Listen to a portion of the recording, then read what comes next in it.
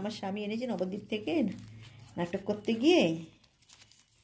এই দেখো তোমাদের খুলে দেখাচ্ছি, দেখো এটাকে ক্ষীর দই বলে, নবদ্বীপের স্পেশাল ক্ষীর দই। এত সুন্দর না, কোনো তুলনা হয় না। শুধু দেখো বন্ধুরা, একবার দেখো, দেখেছো কিরম? খেলে একবারে মন মোহিত হয়ে যাবে, এত সুন্দর খেলে। আমরা তো নবদ্বীপে গেলেই নিয়ে আসি ক্ষীর। এই দই খেতে আমার মেয়েরা, আমরা সবাই খেতে খুব ভালোবাসি।